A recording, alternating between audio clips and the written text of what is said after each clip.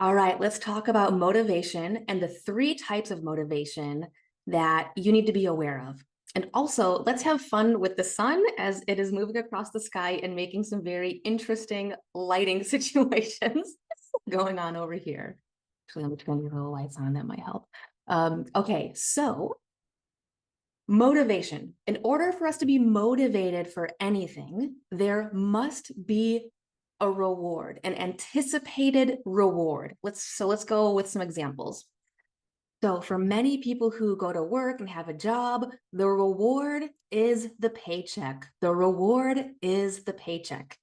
Now, some people are lucky enough to land a job that they love. They're excited to go to work. They maybe love the nature of the tasks and the projects that they're doing. They love being engaged in the process.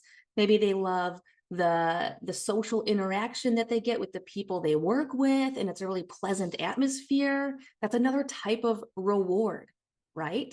And so the type of rewards to know about, we have external reward and internal reward. External reward is also known as extrinsic reward, and that is where the reward takes place outside of us, right? The paycheck doesn't live in our body.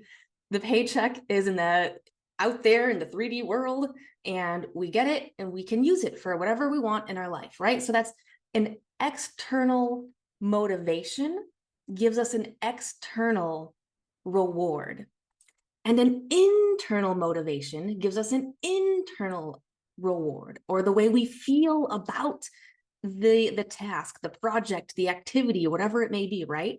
And so you've probably all seen little kids drawing pictures and they love it. They absolutely love it, right? And many people as adults absolutely love drawing. I know some professional artists, right?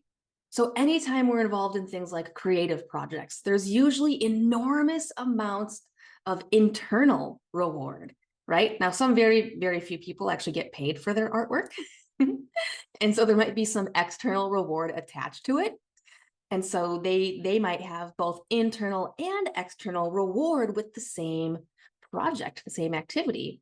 And so some other examples of external reward would be, say, if you have a dog and you have to go pick up dog poop in the backyard. You probably don't love or enjoy the process of it, right? But you love the end result, which is not having dog poop in the backyard. Or perhaps you don't love flossing your teeth, but you love the end result of it, having healthy gums, right? And so these are different types of external motivation, external reward, external motivation, external reward, where you don't necessarily love or enjoy the process, and you might even view it as a chore and something you just want to get done and over with. Typically, anything that we view as a chore and that we just want to get it done and over with, those are the types of things that are external rewards. And internal rewards, other examples would be, I love going on nature walks. You don't have to pay me to go on a nature walk, for example. So think about the different things in your life that you have internal and external motivation for. Now let's take it a layer deeper, because every single type of external motivation has a true subconscious internal motivation. This is a second type of sneaky internal motivation that most people don't really ever know about, hear about, or talk about. So everything in your life that you have external motivation for, there is a subconscious internal motivation. So let me use the example of, in the past, when I used to post on Facebook, the external reward was comments, likes, and shares. How many people can I get to comment, like, and share my Facebook post? That was the external reward, the external motivation. But what was really going on there on a subconscious level? Why was my subconscious mind motivated to receive that external reward, to receive that external reward? So ultimately, at that time in the past, I didn't really have much of a sense of internal subconscious self-worth. And as a result, I was very much so taking action in my life whenever, wherever I could to receive external validation, external validation, external validation. Every like, comment, or share served as a form of external validation, and my subconscious self-worth was getting its high hit of dopamine and false sense of self-worth based on how other people were responding to my posts, things like that. So I had every external motivation, every external reward that we have motivation to go make happen in the world actually has a subconscious internal motivation. So think about that. Just think about that. And when we think about the different things in our life that we have in our life that are maybe not serving us, that maybe hold us back or limit us in some way, but we happen to have a lot of motivation for that thing. We tend to have a lot of external motivation for that thing, or even intrinsic motivation, even if we have intrinsic motivation for it. Ask yourself, what is the true subconscious intrinsic motivation that's really going on here? What's the true subconscious intrinsic motivation going on here? And get to know and explore yourself on a deeper level with that. Now, last week during Bravery Bootcamp, today is January 28th, 2024. And last Monday on Bravery Bootcamp, Robert brought up an amazing question that led into like a half an hour conversation. I'm going to put a clip of that below this video for anyone who wants to watch that. He was remembering about a time in the past when he had intrinsic motivation to go and do something that involved being in very cold, frigid, unpleasant winter weather, but being outside for hours. And he was in a leadership position. I think it was with cross-country running, either cross-country running or cross-country skiing. I think maybe running. I don't remember. Robert, I'm sorry if I don't remember the details of that. And he said, I had a lot of intrinsic motivation for that. How do I get that intrinsic motivation back? And, a part of that, a reason why he was so motivated for that, it's not because he loves being in the cold, right? And it was because there was a sense of purpose. There was a strong sense of purpose that went beyond himself. He was being of service to others in a way that went beyond himself. He was being of service to others in a way that went beyond himself. If you guys are not feeling like you have a strong sense of intrinsic motivation to get things done, then ask yourself, what can I do to either tie this activity to a stronger sense of purpose in my life? How can this be connected to a stronger sense of purpose? And when we're able to connect that, it tends to give us more motivation to get this thing done, which means it requires less discipline because we are neurochemically set up to have more motivation to want to do the thing. And maybe you aren't jumping for joy to want to do the thing, but maybe it lowers your resistance to get the thing done. And perhaps it may have you jumping for joy to get the thing done. And so ask yourself, how can I tie this activity to a stronger sense of purpose? And if you feel like you can't do that, ask yourself, do I really need this activity in my life? Or can I get rid of it entirely and replace it with something that gives me a stronger sense of purpose? Because when I tie my activities to a stronger sense of purpose that goes beyond myself, I am automatically and neurochemically set up to be motivated to do the thing, or at least more so motivated to do it if it's not connected to a sense of purpose. And that right there, we could have an entire 2-month course just on getting your purpose, right? What is my purpose? How do I find it? How do I know if, there's so many questions around it. And that's okay. If you don't know right now, that's okay if you don't know right now. And one reason why it's okay that you don't know right now is because You have all thrown yourself in the thick of this healing journey.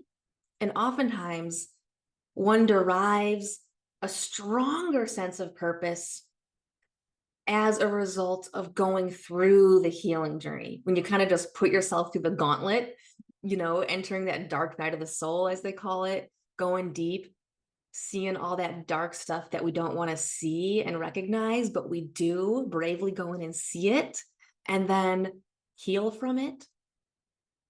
The depths of our darkness is converse to the brightness of our light that we are able to experience and show to the rest of the world as a result of going through our healing journey, right? And that's not my novel idea. There are many people who say that because they know it, because they've lived it themselves and they see it in others, because they've lived it themselves and they see it in others. So perhaps the lesson in Leap of Courage about your higher self, shifting over to your higher self and defining what that is for you. If you don't know what your sense of purpose is yet, just focus on the traits and qualities that you want to have and define for your higher self, the version of who you are when you are living and acting in accordance to your higher self. And focus on that for now, if you do not know what your sense of purpose is. And what you feel as your sense of purpose may shift and change in time. Before I got brain damage and, PTSD and hypersexuality disorder, I was a wildlife biologist. And at that time, my life purpose was to go out and do work in the world to help prevent the extinction of at-risk species who are at risk of going extinct, because the thought of that broke my heart very much. And now that I've gone through the gauntlet of the dark night of the soul and the healing journey, which never ends, by the way, now it has shifted my sense of purpose to something so much stronger than it ever was before.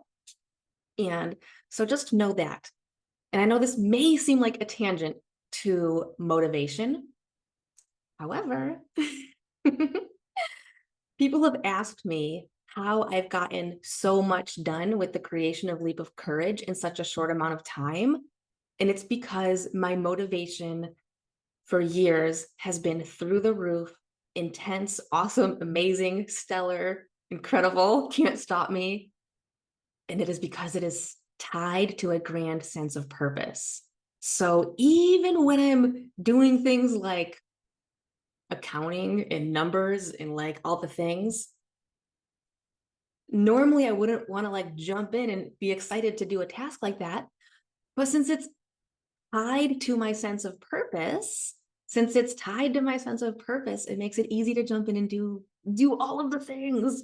Most of the time, I'm human, and sometimes I'm just like, I don't want to work with numbers today.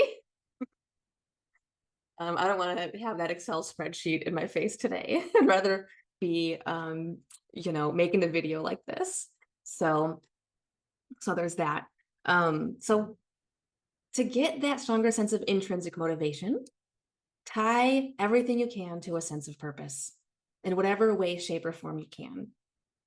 And watch your energy shift. And by energy, I mean neural energy, which is going to be tied to our neurochemicals that we have in our body, which is going to be affecting our motivation, right? And so let's also talk about, sometimes we have activities in our life that don't necessarily feel like it's connected to our grand sense of purpose. And they're not necessarily activities that we can get rid of per se. It's like, okay, this activity is here to stay and it doesn't feel connected to a sense of purpose, but what shifts can I make so that I have more intrinsic motivation for it? Let's go back to the dog poop example. So, in the past, I used to not like picking up dog poop in the yard. And a shift that I was like, you know what, this activity is here to stay. I'm currently dogless in this window of time from the time when my dog's passed to the time I get another one.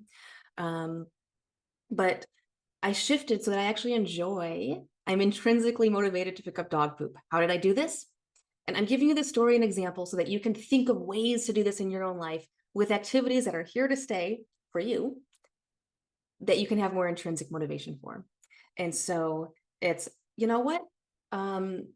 I live in Humboldt County, California. Normally it's cloudy. We get a lot of rainy, cloudy, foggy days. Let me save it for a sunny day, like how it is today, to go out and pick up the dog poop. And I'll be out there for a little bit longer than usual. And I will just enjoy the sun rays on my skin and be joyous in the beautiful weather. And I will attach something that I already love to something that I don't. And that's what I did. If I still had a dog right now, today would be the day. Today would be the day. And so that's what I did. That's what I did. And there's a thing called anchoring. It subconsciously anchored my love of the beautiful weather, got anchored to picking up dog poop, which meant that in time, I no longer needed the beautiful weather. I could go out in the rain, in the fog, in the whatever weather, and actually enjoy it because my subconscious mind learned to love it. My subconscious mind learned to love it because I coupled it and paired it with something I already loved. And so then my subconscious mind goes, we like this. We like this. So ask yourself how you can do something like that in your own life. I'll give another example. Flossing my teeth. I never liked flossing my teeth. I always felt it was this chore that felt like this just dumb thing to tackle. I didn't want to do it. I didn't want to do it. And one day my dentist said, Jessica, you know what? Your teeth look great, except we got to get you on that flossing routine. Like that's the one thing that you got going. You gotta get on that flossing routine. And they said, these are the consequences down the line if you don't do it. And I said, all right. So I coupled it with something that I love. I love, love, love hot showers, very much so. So I would just floss my teeth in the shower. And then when I would begin to take showers, my gums would crave the feeling of getting flossed. My gums would crave the feeling of being flossed. So now, instead of it feeling like a chore, it was a craving, which means I actually had a desire for the activity. And now, because of that, I no longer need the hot shower to love the activity of flossing my teeth. I can just do it, in front of the mirror at the bathroom sink or whatever. So those are two small little examples. And so ask yourself, I did a similar thing with washing the dishes, and ask yourself how you can give yourself intrinsic motivation, meaning you enjoy the activity.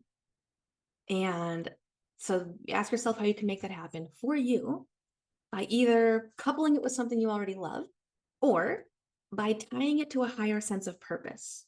And there's one other thing that I want to share with you, which is we want to be careful not to go in the reverse. If we have something that we have intrinsic motivation for, but now we attach an external reward to it, it can turn into something that can rob our joy of the process. It can rob our joy of the activity. So an example of that, there was a scientific study done with 5-year-olds, but this would affect anyone at any age, no matter what the intrinsic activity is. And so, but it was very simple. They took 5-year-olds who love drawing. 5-year-olds who love drawing. You give them a piece of paper and a pencil or a crayon, and they're going to draw. They're just going to love, love, love, love the action and the activity and the process, and they get lost in it, right? But then they took those 5-year-olds who love drawing, and at the end of the drawing, they said, all right, you did a good job. Here's a gold star. You did a good job. Here's a gold star. It was a sticker. Here's a gold star sticker. You did a good job. Here's a gold star sticker.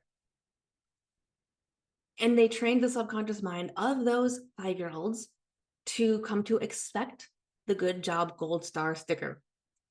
And then what happened?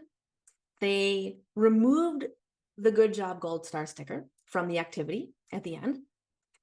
And the kids no longer wanted to draw. They no longer wanted to draw. You gave them a pen and paper and they were disinterested. They did not have interest anymore. And so this is something to be aware of, right? It robbed them of their joy of an activity they once had high motivation for. It robbed them of their joy that they once had high motivation for. So ask yourself, are there things that you're doing in your life that at the end of it, you say, oh, I deserve such and such because I did this. I deserve that because I did this. I deserve that because I did this. Or let me do this so that I could get that. And you want to be careful with this. You want to be really careful with this, because that will train your neurology and your subconscious mind to take away from your ability to have joy of being in the process of doing an activity. And almost the entirety of our lives, we are in the process of doing an activity so that we get a result. We're in the process of doing an activity so that we get a result. That's how we live most of our lives, right? And so if the result is not just a sense of accomplishment for what the activity provides, but it's something totally different, then it might not feel so good doing the activity, doing the process. So ask yourself how you can remove external rewards that aren't a natural part, that are not a natural part of the activity. And you want to know something that I just noticed? I just had a moment of self-awareness. So I just noticed that my intrinsic motivation today to make this video for you, to make this lesson for you, was stronger than my intrinsic motivation to go out in the sunshine and go hiking, which I'm going to do later today. But I had a stronger intrinsic motivation to do this first. There was something that just felt right about doing this first. And the reason why is because it is tied to a strong sense of purpose for me. It is tied to a very strong sense of purpose. And that gave me a very strong intrinsic motivation to hop on and do this. And so, sense of purpose. Tie any activity that you can to a sense of purpose. And any time that you are feeling low motivation for something, ask yourself, how can I tie this to a stronger sense of purpose? How can this serve someone out there in the world, a group of people, an individual? How can I be of service to other people by saying yes to this action? Even if it's just, say, doing a meditation or taking care of your health physically and mentally and emotionally. Because the more that you do that and the deeper that you dive into that, the easier it is for you to be of service to other people. The easier it is for you to be of service to other people. So an example, for me, it is a sense of duty to keep myself healthy, physically, mentally, and emotionally. It is a strong sense of duty for me to keep myself as healthy as I can in all and every areas of life, so that I can be of stronger service, so that I can show up better in a stronger way, and that I have more motivation for, in a way that I'm connected with what it feels like, what is my sense of higher purpose, right? So reflect on those things in your own personal life. Taking care of yourself in every imaginable way so that you are healthy in every imaginable way, all departments of health, is the least selfish thing you could ever do in your entire life, because it strengthens your capacity to show up for others and to be of service to others, so that you can be the self-crafted king that you want to be. A king is meant to be of service to others, not of service to himself, but must first take care of himself first in order to actually and truly be of service to others. So there we go. Some of the things in here you've heard on repeat, but you may have heard it in a slightly different way. Repetition strengthens neural pathways in the brain. Take this, learn this, do this, apply this, explore this. There we go. All right, signing off.